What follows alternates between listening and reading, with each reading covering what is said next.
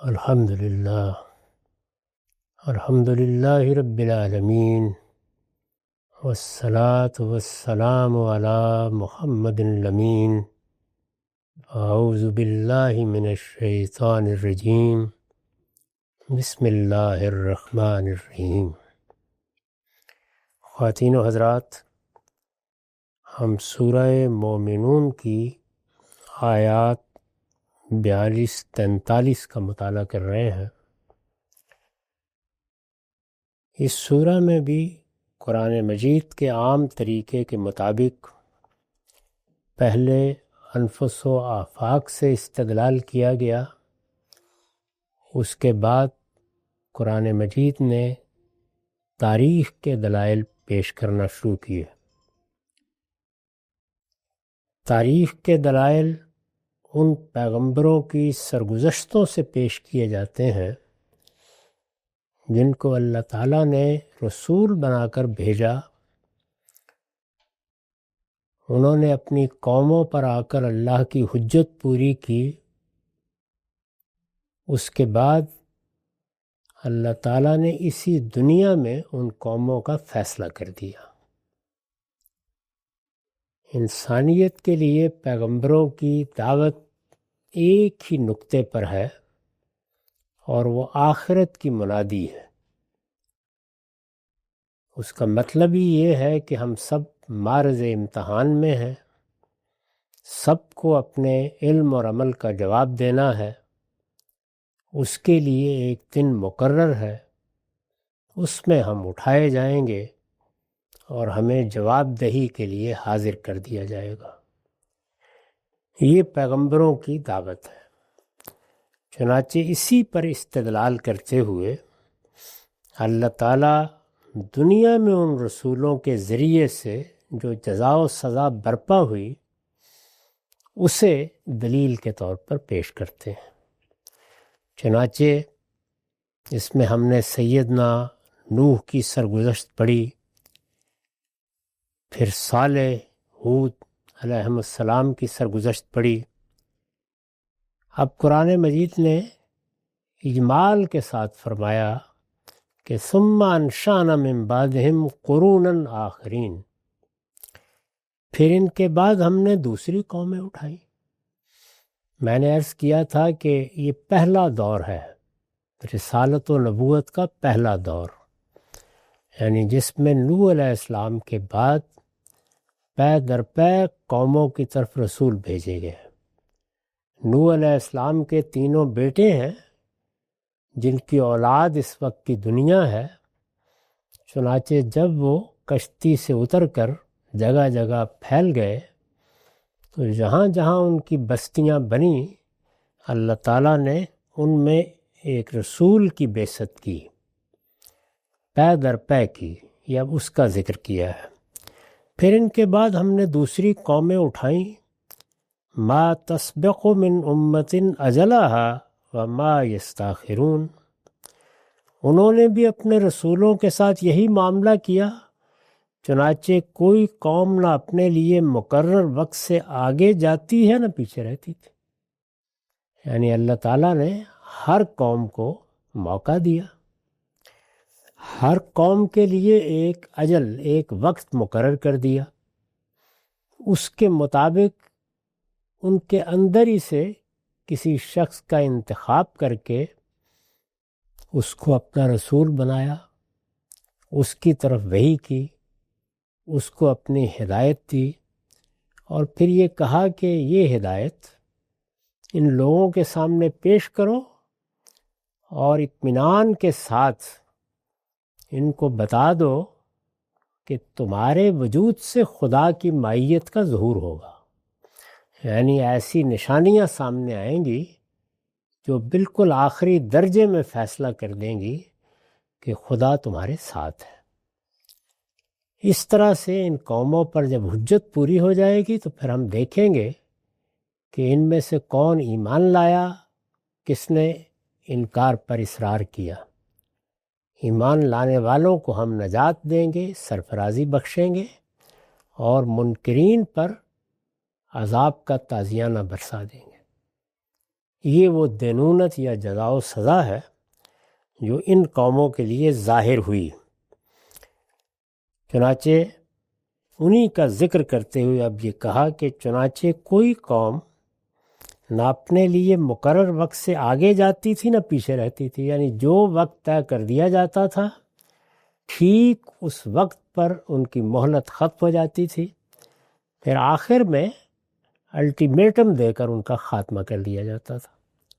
میں نے عرض کیا تھا کہ رسالت بآپ صلی اللہ علیہ وسلم بھی اللہ کے رسول تھے، چنانچہ آپ کی قوم کو جو آخری مہلت دی گئی وہ سورہ توبہ میں 50 دن کی بیان ہوئی ہے، یعنی 10 ذوالحج کو اعلان کیا گیا اور یہ بتا دیا گیا کہ فَإِذٍ سَلَخَ الْأَشْهُرُ الْحُرُمُ، یہ ذوالحج کے 20 دن ہیں، اس کے بعد محرم ہے، جیسے ہی یہ گزرے گا معاملہ ختم ہو جائے گا۔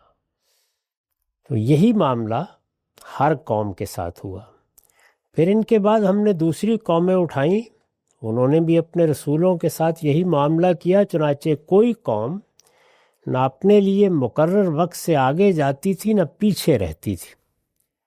میں نے اس کی وضاحت میں لکھا ہے، یہ مخاطبین کو تنبیہ ہے۔ مخاطبین یعنی وہ لوگ جو اس وقت قرآن مجید کے سامنے تھے، قریش مکہ، مشرکین عرب۔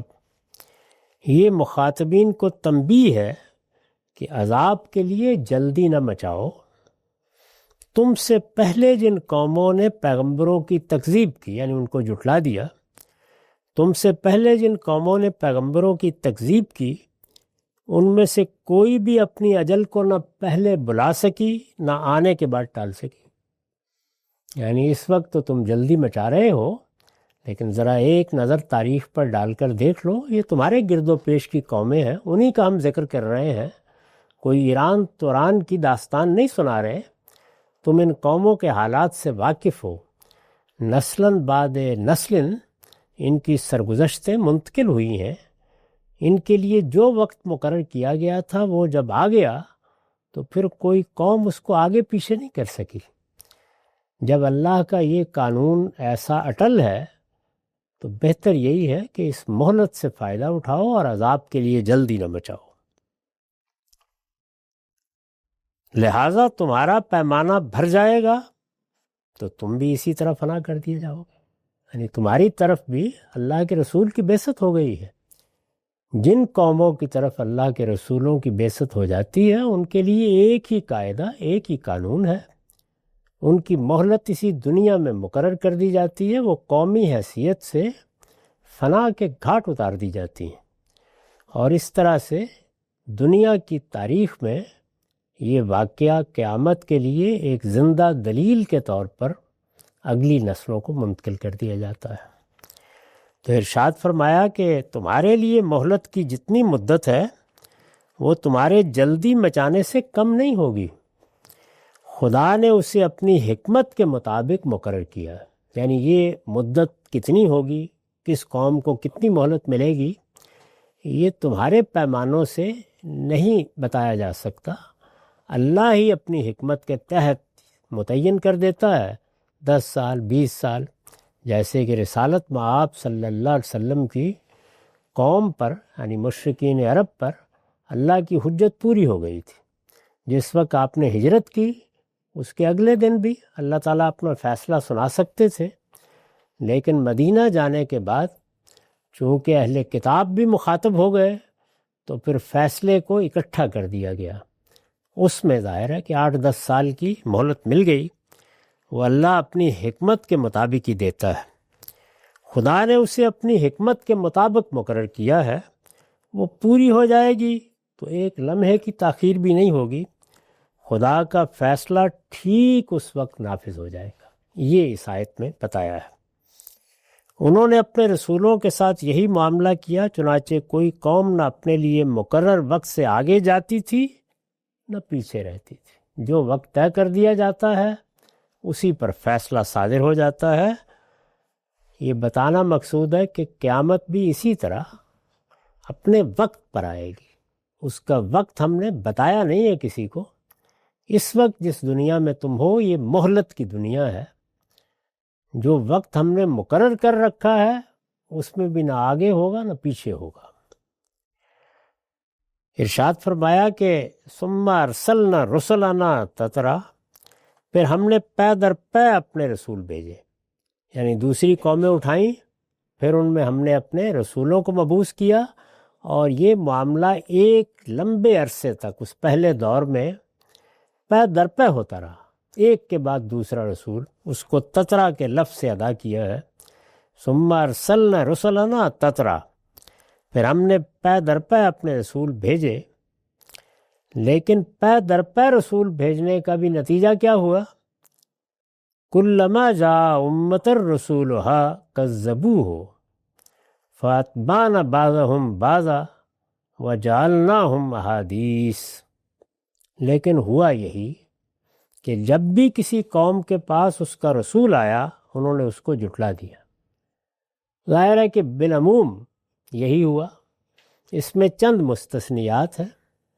سیدنا یونس کی قوم جب وہ دوسری مرتبہ واپس آ کر مخاطب ہوئے تو پوری کی پوری قوم ایمان لے آئی، جس طرح کہ بائبل کے صحیفہ یونا میں بتایا گیا ہے کہ بادشاہ بھی ٹاٹ کے کپڑے پہن کر باہر آ گیا، اور پوری قوم نے بھی روزہ رکھا، اللہ کے حضور میں مغفرت کی استدعا کی، وہ ایمان لے آئے۔ لیکن ہوا یہی کہ جب بھی کسی قوم کے پاس اس کا رسول آیا انہوں نے اس کو جھٹلا دیا، تو ہم نے بھی ان قوموں میں سے ایک کے پیچھے ایک کو لگایا اور ان کو کہانیاں بنا دیا، یعنی جب انہوں نے جھٹلا دیا تو ہمارا قانون بھی گردش میں آ گیا۔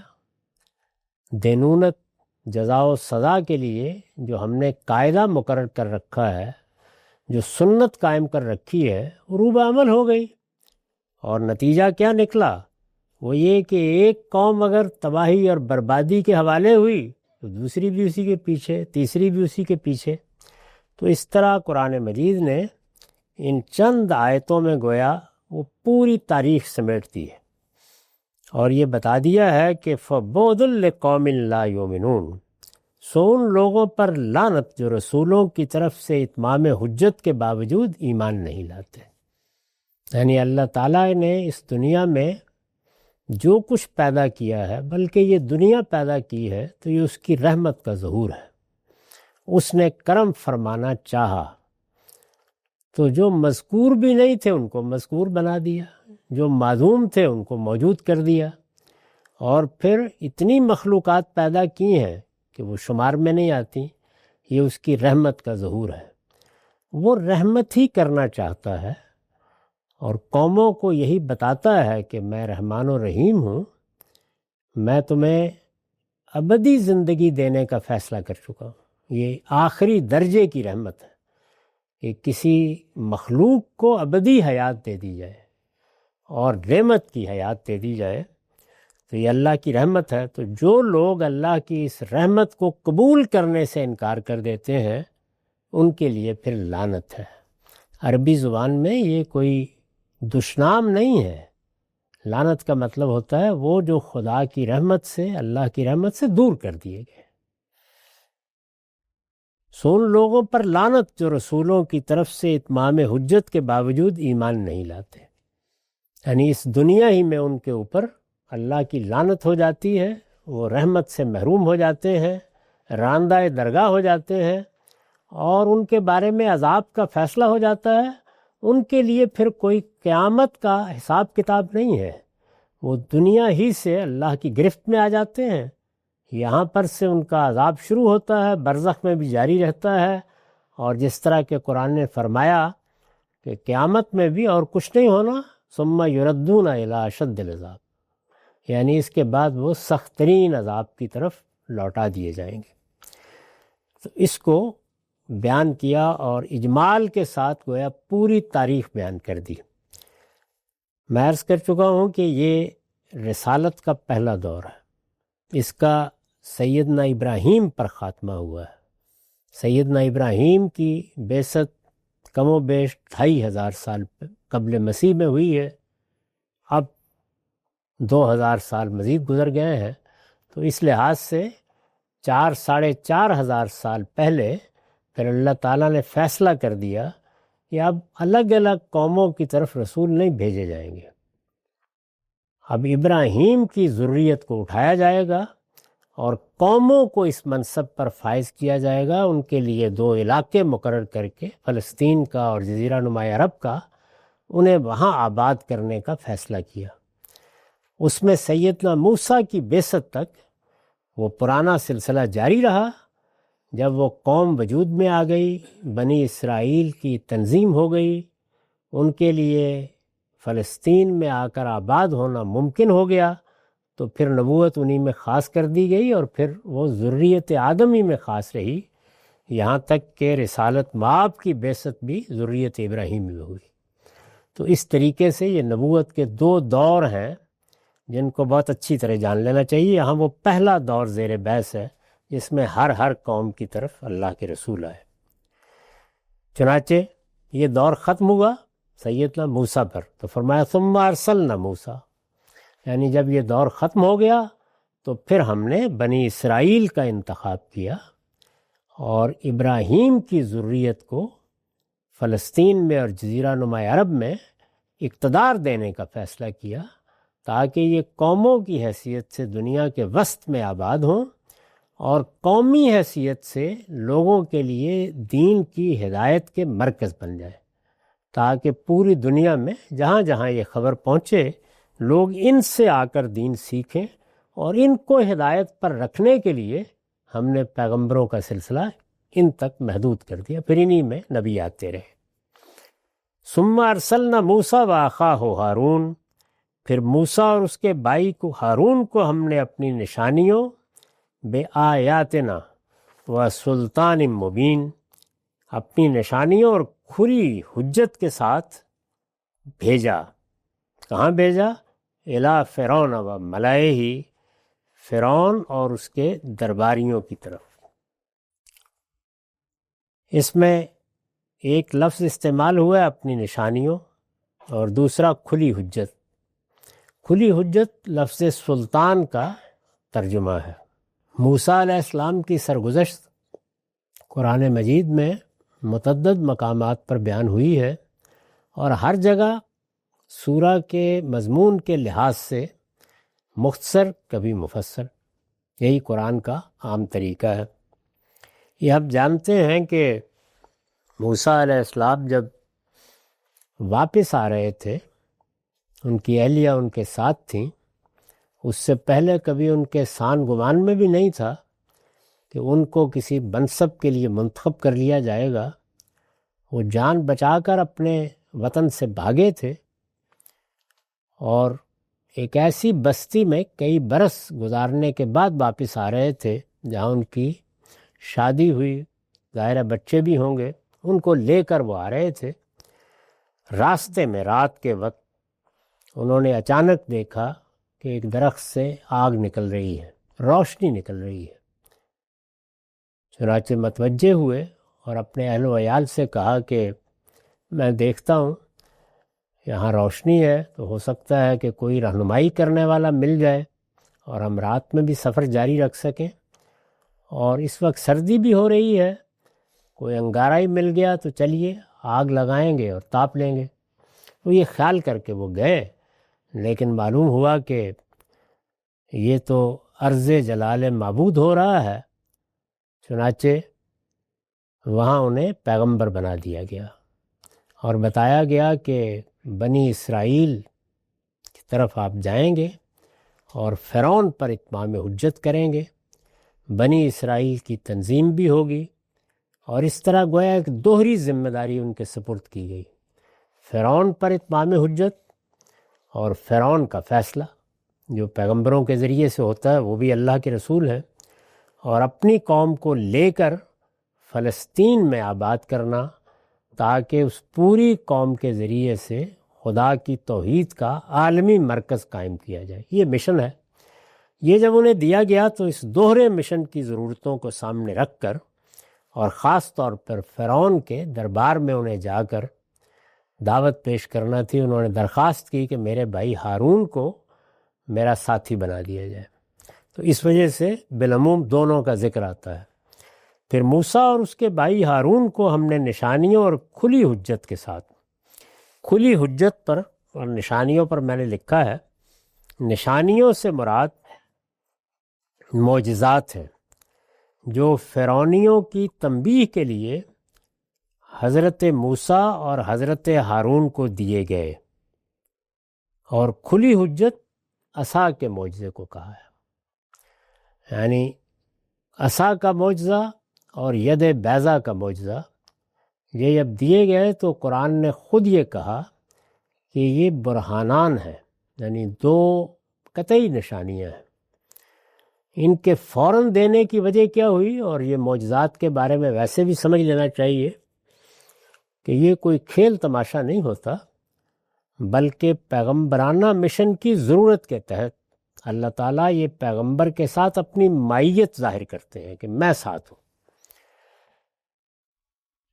سیدنا موسیٰ اور سیدنا ہارون کو ایک باجبروت بادشاہ کی طرف بھیجا جا رہا تھا۔ اس طرح کے بادشاہ تاریخ میں کسی قانون قاعدے کے پابند نہیں ہوتے تھے، جاتے ہی گردن مار دیتے، اور یہی بات دونوں نے کہی بھی۔ اس میں اللہ تعالیٰ نے فرمایا کہ نہیں، میں اسلحہ دے کر بھیج رہا ہوں، وہ یہ جرت نہیں کریں گے۔ چنانچہ بات سننے کے لیے متوجہ کرنا یہ پہلا مقصد تھا۔ اگر بات سنانے اور سننے کا موقع ہی نہیں ملتا تو بات کیا کی جائے گی؟ تو اس مقصد کے لیے یہ نشانیاں دی گئیں۔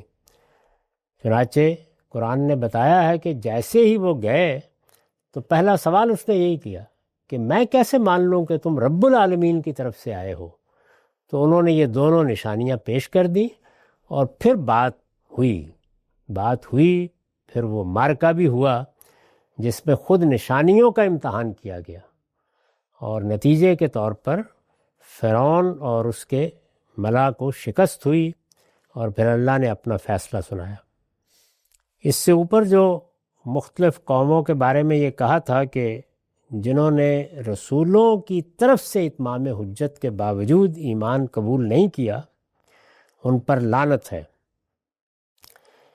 اس پر میں نے ایک وضاحت کی ہے۔ اس سے مترشح ہے کہ جو لوگ رسولوں کی طرف سے براہ راست اتمام حجت کے بعد بھی ایمان نہیں لائے، ان پر خدا کا غضب بدستور باقی ہے، یعنی اللہ تعالیٰ کا غضب ان پر اس وقت ہوا جب وہ موجود تھے، وہ غضب ختم نہیں ہوتا، بلکہ جب بھی ان کا ذکر آتا ہے تو اسی طریقے سے اللہ تعالیٰ بتاتے ہیں کہ یہ وہ قوم تھی، یہ وہ لوگ تھے جو میری رحمت سے دور کر دیے گئے۔ اسی کو دنیا ہی میں عذاب کی خبر سے تعبیر کیا جاتا ہے، فَبُعْدًا لِقَوْمٍ لَا يُؤْمِنُونَ۔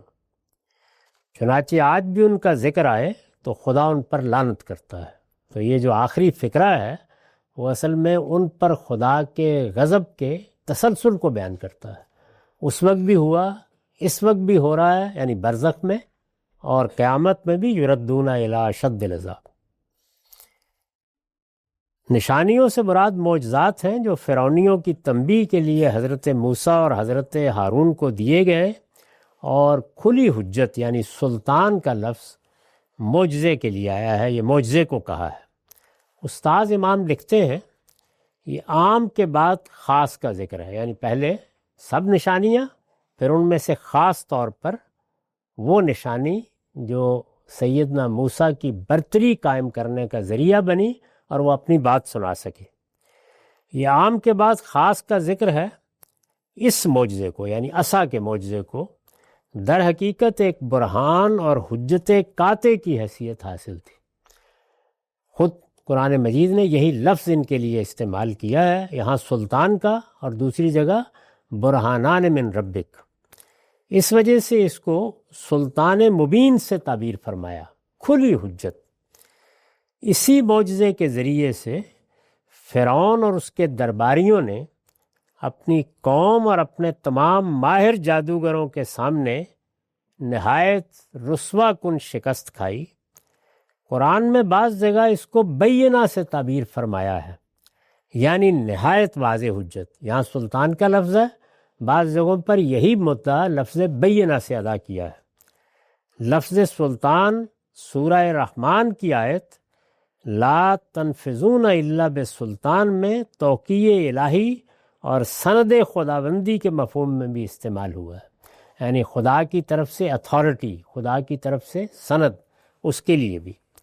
اس اعتبار سے بھی معجزہ عصا کے لیے یہ لفظ نہایت موزوں ہے، اس لیے کہ اس کی حیثیت، یعنی یہ جو ان کی لٹھیا سانپ بن جاتی تھی، اس لیے کہ اس کی حیثیت حضرت موسیٰ کے ہاتھ میں فی الواقع خدائی سند ہی کی تھی، جس کو میں نے اس طرح تعبیر کیا کہ یہ در حقیقت خدا کی مائیت کو ان کے ساتھ ثابت کرتی تھی۔